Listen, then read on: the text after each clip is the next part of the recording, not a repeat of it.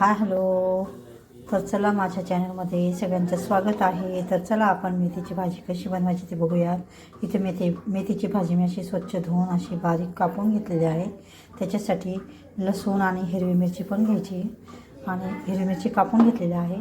इथे बघू शकता, इथे मी शेंगदाणे भाजून असं त्याच्यामध्ये लसूण पाकळ्या टाकून असं छान दळून घेतलेलं आहे. तर आता गॅसवर कढई ठेवून घेऊयात. त्याच्यात 2 चमचे तेल टाकून घ्यायचे. तर इथे बघू शकता आपण गॅसवर कढई ठेवून घेतलेले आहे. याच्यात 2 चमचे तेल टाकून घ्यायचे. 1 चमचा इथे आपण जिरे टाकून घ्यायचे. तेल टाकून झालं की त्याच्यामध्ये आपण आता लसूण टाकून घ्यायचा थोडाफार. आणि आपण काही शेंगदाण्यामध्ये पण दळलेलं आहे, त्याच्यामुळे त्यात कमी टाकलेलं आहे. तर आता आपण हिरवी मिरची टाकून घ्यायची. हिरवी मिरची छान अशी परतून घ्यायची. तुम्ही हिरवी मिरची हे अंदाजानुसार टाकू शकता, कमी जास्त करू शकता, जेवढी पाहिजे असेल तेवढी. आता आपली हिरवी मिरची पण अशी छान परतून झालेली आहे, ते बघू शकता. तर चला आता आपण याच्यामध्ये शेंगदाण्याचं कूट टाकून घ्यायचं आहे.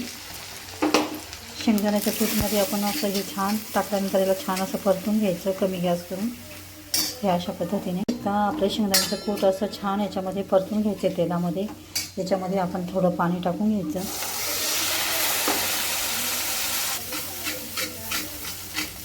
पूर्ण साहित्य आपला एकजीव झालं पाहिजे अशा पद्धतीने. तर याच्यात आपण थोडं पाणी टाकून याला छान असं शिजवून घ्यायचं आहे तेल सुटेपर्यंत. याच्यात तुम्ही हळद आवडत असेल तर टाकू शकता किंवा नाही टाकली तरी चालते.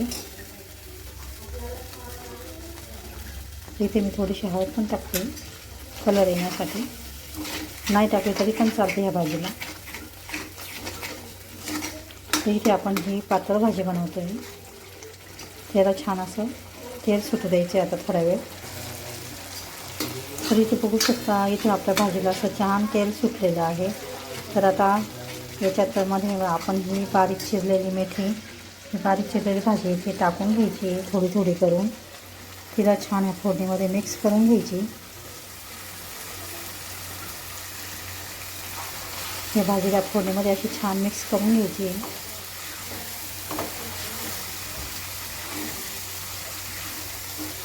हे अशा पद्धतीने. तर आता याच्यामध्ये आवश्यकतेनुसार आपण पाणी टाकून घेणार आहोत. तुम्हाला जेवढी घट्ट ठेवायची, जेवढी पातळ ठेवायची त्याप्रमाणे. तर आपल्याला इथे थोडी पातळच करायची आहे. तर मी इथे 1-2 ग्लास पाणी टाकून घेते. 1 ग्लासच्या पाण्यामध्ये आपली भाजी शिजायला लागेल आणि 1 ग्लास पाण्यामध्ये आपला रस्सा होतो त्याप्रमाणे. तर इथे बघू शकता छान असे आपण आता इथे पाणी टाकून घेतलेलं आहे. त्याला आता छान असं शिजवून घ्यायचं आहे. आणि तर चला आता आपण इथे अंदाजानुसार 1 चमचा इथे मीठ टाकून घ्यायचं आहे.